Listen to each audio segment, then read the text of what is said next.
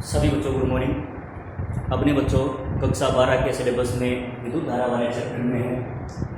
विद्युत धारा वाला जो चैप्टर है उसके अपने 2 वीडियो अपने बना चुके हैं। आज अपने तीसरा वीडियो देखेंगे और इससे पहले वाले वीडियो में अपने ने अपवहन वेग के बारे में पढ़ा था और अपवहन वेग का जो फॉर्मूला आया था वो अपने पास में क्या आया था, यह अपवहन वेग।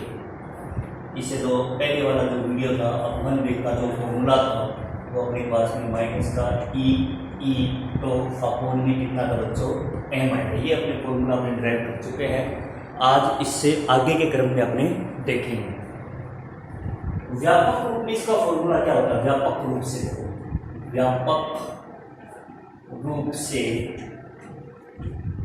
क्यू आवेश के लिए अपवहन वेग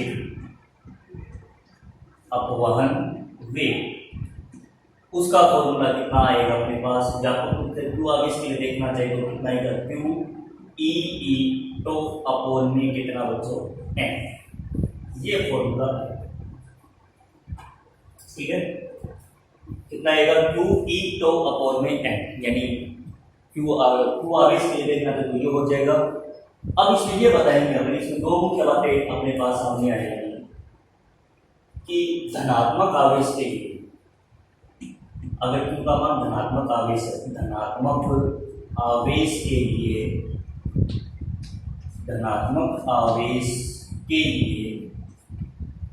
अपवहन वेग वीडी की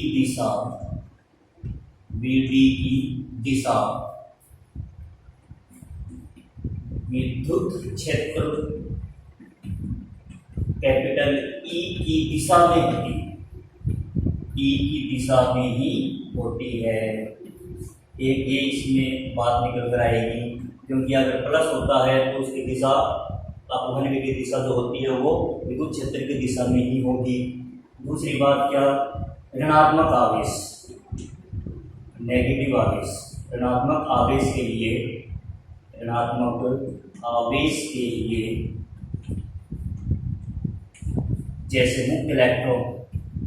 जैसे मुक्त इलेक्ट्रॉन के लिए अपवहन वेग की दिशा विद्युत क्षेत्र के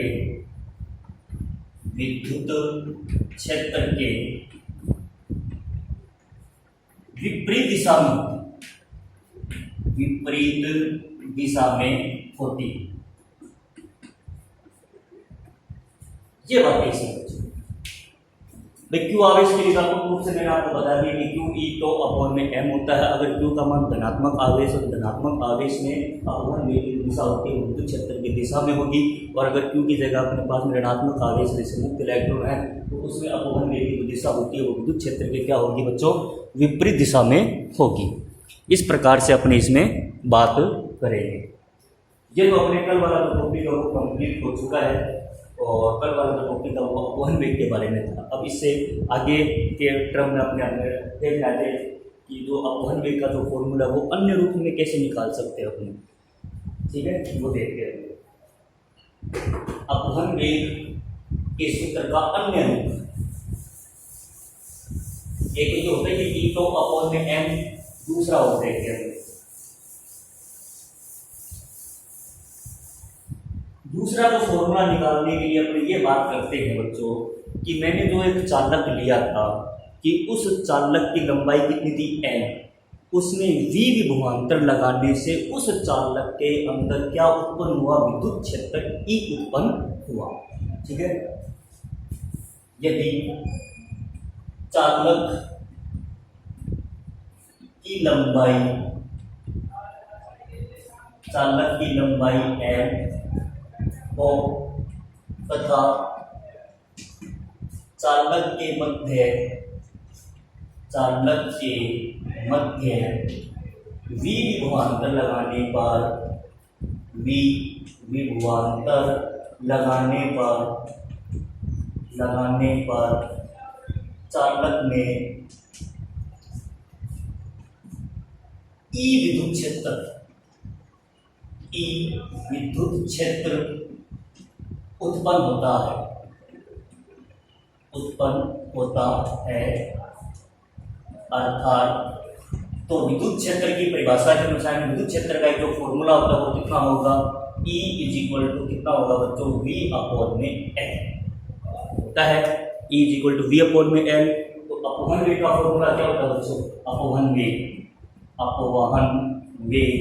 तो अपवहन वेग कितना आएगा अपने पास में, Vd is equal to formula क्या था अपने पास में, माइनस TE तो अपॉन में कितना है, ये E की जो वैल्यू है वो यहाँ पर तो अपने तो कितना आएगा अपने पास, Vd का formula Vd is equal to minus का E V तो अपॉन में NL। ये एक अन्य रूप आ गया अपवहन वेग का। ये जो अपवहन वेग है बच्चों वो विभवांतर के रूप में प्रदर्शित किया गया है। किस रूप में प्रदर्शित किया गया है, विभवांतर। पहले विद्युत क्षेत्र के रूप में था अपवहन वेग, अब किस में आ गया बच्चों, विभवांतर के रूप में आ गया। और इसका फॉर्मूला क्या होता है, माइनस का EV तो अपॉन में ML। ये अपना इसका टॉपिक है कंप्लीट। आगे देखते हैं अपनी इसमें इसी क्रम में बच्चों एक नंबर की इसमें परिभाषा पूछी जाती है गतिशीलता। ये गतिशीलता क्या होती है, अपवहन वेग के तुरंत बाद में देखेंगे अपने अब गतिशीलता, मोबिलिटी।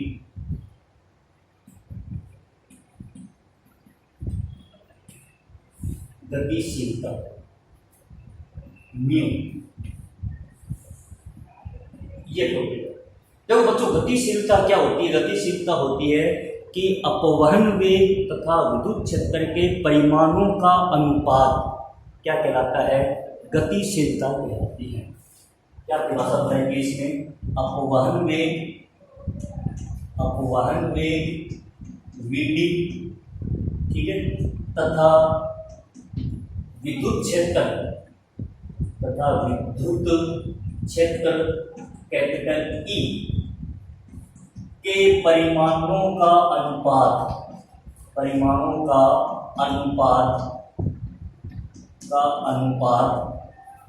गतिशीलता कहलाती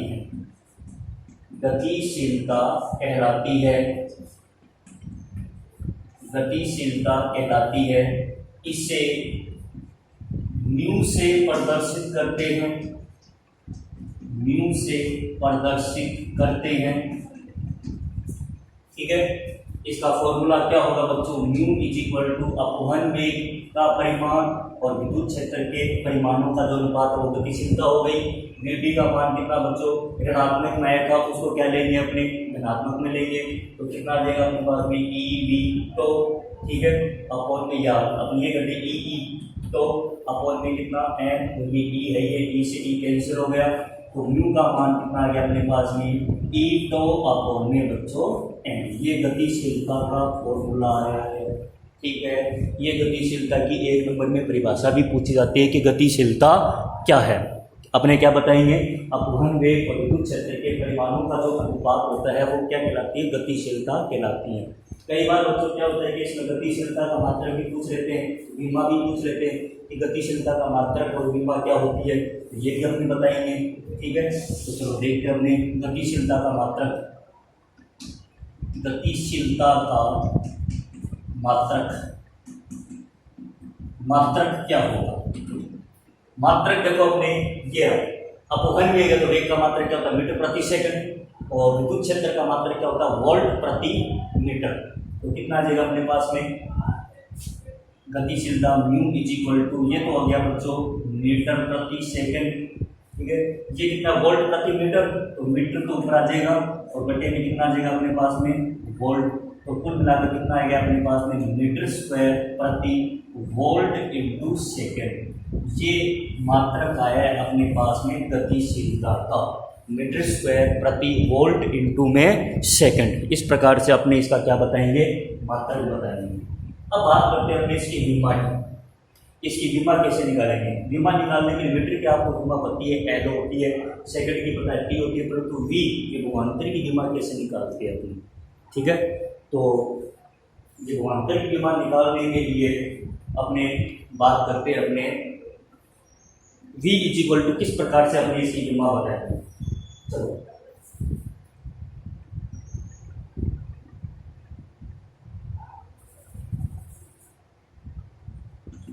W अपॉन में, क्योंकि एक फॉर्मूला होता है बच्चों विभव का, विभव और विभवांतर का फॉर्मूला क्या होता है, W अपॉन में Q। W की विमा मतलब कार्य की विमा के इक्वल होती है। कार्य की विमा क्या होती है बच्चों अपने पास में m1 l2 t-2, ठीक है, बल गुणा विस्थापन। और आवेश की विमा क्या होती है बच्चों at। तो कुल मिलाकर कितनी आएगी इसकी, m1 आ जाएगा, l2 आ जाएगा, t-3 आ जाएगा और a-1 आ जाएगा। ये किसकी विमा आ जाएगी अपने पास में, विभवांतर की विमा आ जाएगी। तो विभवांतर की विमा क्या होगी अपने पास में m1 l2 t-3 a-1। ये अगर इसमें रखेंगे तो बताओ अपने पास में क्या आएगी इसकी विमा। इसकी विमा तो क्या होती है बच्चों l2, ठीक है, अपॉन में कितना आएगा वोल्ट विभवांतर की विमा, ये आ जाएगी m1 और ये कितनी आएगी l2 t-3 और a-1, ठीक है। और ये कुल मिलाकर कितनी अपने पास सेकंड की कितनी होती है t। तो कुल मिलाकर इसकी विमा कितनी आएगी, ये आएगी इसकी विमा, ये आ जाएगी अपने पास में m-1, ठीक है, l की कैंसिल हो जाएगा, l की पावर 0, ये कितनी आ जाएगी a-2, तो मतलब t2 ऊपर आ जाएगा ये, और a-1 ऊपर आकर कितना हो जाएगा a-1 हो जाएगा। ये किसकी बीमा निकल कर आएगी अपने पास में, ये बीमा अपने पास में है गतिशीलता की बीमा है। ये देखो इस प्रकार से अपने यहाँ बता देते हैं इसमें गतिशीलता की बीमा। अगर इसको हल करेंगे देखो ये आएगी इसकी बीमा, इसको हल करेंगे तो म्यू इक्वल टू कितनी आएगी अपने पास में m-1, ठीक है, l की पावर 0, ये कितना आ जाएगा अपने पास में t2 और ये कितनी आ जाएगी अपने पास में a-1। ये गतिशीलता की विमा है अपने पास में। इस प्रकार से अपने इसमें ज्ञात करेंगे। तो देखो इसका एक पूरा इक्वेशन बनता है बच्चों। तो गतिशीलता क्या होती है, गतिशीलता का मात्रक क्या होता है और गतिशीलता की विमा अपने पास में क्या होगी, ये पूरा इक्वेशन बनता है। और कभी कभार 2 नंबर का 1 नंबर का क्वेश्चन आता है हमेशा गतिशीलता के बारे में, ठीक है। अब इसके आगे देखते हैं। एक इसमें इंपॉर्टेंट अपने रिजल्ट पढ़ेंगे अपने आज, अपवहन वेग व धारा में संबंध। अपवहन वेग व धारा में संबंध टॉपिक कौन सा है, अपवहन वेग vd व धारा I में संबंध।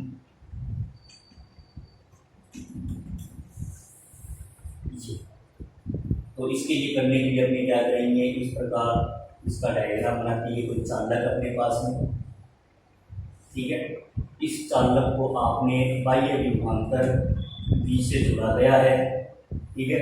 जैसे बाह्य स्रोत से जोड़ेंगे तो इसमें क्या उत्पन्न हो जाएगा, ये विद्युत क्षेत्र उत्पन्न हो जाएगा, ये धारा I प्रवाहित होगी। ये इसमें उपस्थित इलेक्ट्रॉन एक निश्चित दिशा एक निश्चित वेग से गति करते हैं। उस वेग को कौन सा वेग बोलते हैं अपने, अपवहन वेग बोलेंगे। ये vd से गति करेंगे। ये चालक AB है, इस चालक की लंबाई कितनी हो जाएगी अपने पास में l हो जाएगी और ये इसमें विद्युत क्षेत्र E उत्पन्न हो जाएगा, ठीक है। इस प्रकार से अपने बताएंगे इसमें भाषा में क्या बताएंगे कि माना l लंबाई का एक चालक है जिसे बाह्य स्रोत V विभवांतर से जुड़ा गया है, जिसके कारण इस चालक के अंदर एक E विद्युत क्षेत्र उत्पन्न हो जाता है, ठीक है। तथा माना इस चालक के एकांक आयतन में मुक्त इलेक्ट्रॉनों की संख्या, अपने मान लेते हैं कि इसके एकांक आयतन में मुक्त इलेक्ट्रॉनों की संख्या कितनी मान लेते हैं अपने स्मॉल n है, ठीक है। तो एकांक आयतन में मुक्त इलेक्ट्रॉनों की संख्या मान ली अपने, ठीक है। तो मान लेते हैं माना चालक के एकांक आयतन में मुक्त इलेक्ट्रॉनों की संख्या कितनी मान लिया हमने, स्मॉल n इजिकल टू तो कुल संख्या बटे में आयतन, ठीक है। तो कुल संख्या कितनी आएगी, अतः कुल संख्या इलेक्ट्रॉनों की कुल संख्या कितनी आएगी बच्चों, इलेक्ट्रॉन कुल संख्या मतलब n is equal to n into V. आयतन कैसे निकालते हैं, किसी भी चालक का आयतन निकालना हो तो क्षेत्रफल और इंटू में कितनी हो जाएगी इसकी लंबाई। ठीक है, तो n इंटू आयतन का फॉर्मूला क्या होगा, क्षेत्रफल इंटू लंबाई। तो ये किसका निकल कर आ जाएगा, इसका आयतन निकल कर आ जाएगा। तो ये अपने कितना देगा NaL। ये इस चालक के अंदर कुल उपस्थित कुल इलेक्ट्रॉनों की संख्या है, यानी कैपिटल N इजिकल टू कितना है अपने पास में NaL। ठीक है, तो यहाँ पर ये जो निकल कर आया है वो चालक में उपस्थित मुक्त इलेक्ट्रॉनों की कुल संख्या कितनी आई है अपने पास में NaL। ठीक है, तो चालक में प्रवाहित कुल आवेश, चालक में प्रवाहित कुल आवेश, तो कुल आवेश कितना होगा अपने पास में, चालक में प्रवाहित कुल आवेश क्या है बच्चों, Q इजिकल टू क्या होता है, कुल संख्या तो कितनी है अपने पास में NaL, कुल संख्या आ जाएगी इंटू में इलेक्ट्रॉन का आवेश कितना अपने पास में E, तो कुल मिलाकर आवेश कितना आ जाएगा अपने पास में NaLE। ये समीकरण नंबर कितनी आ जाएगी अपने पास में 2 आ जाएगी। ठीक है, क्योंकि फॉर्मूला अपने पास ये होता है आवेश का, Q इजिकल टू कितना होता है Ne। ठीक है, ये मुक्त इलेक्ट्रॉन की कुल संख्या। ठीक है, तो ये इलेक्ट्रॉन का क्या होता है आवेश, तो Q इजिकल टू कितना आएगा NaLE आ जाएगा। ठीक है, ये अपने पास में आया है। ठीक है, अब आगे देखिए इसमें, अब हम ये देखते हैं कि चालक में इलेक्ट्रॉन को A से B तक पहुंचने में कितने, B से A तक पहुंचने में कितना समय लगता है, समय और निकाल लेते हैं अपने इसमें। ठीक है, समय और निकाल लेते हैं इसमें।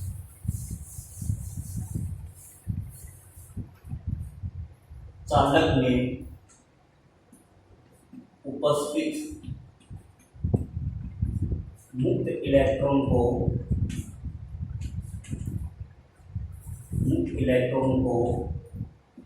B से A तक पहुंचने में, B से A तक पहुंचने में लगा समय, तो समय कितना आएगा अपने पास में, समय बराबर दूरी बटा 4 होती है। ठीक है, तो दूरी कितनी अपने पास में L और 4 कितनी उसकी Vd, समीकरण नंबर कितनी आ जाएगी इसकी T। धारा का फॉर्मूला क्या होता है, I इजिकल टू Q बटा में T होता है ये। तो ये फॉर्मूला रखेंगे अपने, तो कितना आएगा बच्चों अपने याद रहेगा, Q का मान कितना था, Q का मान कितना था NaLE। ठीक है, और ये कितना है, ये T यहाँ पर ऐसा कैसा रख दिया हमने। ठीक है, तो L/T क्या होता है, जैसे L/T, L में T कितना हो जाएगा वेग Vd, तो कुल मिलाकर कितना देगा I इजिकल टू NaVdE।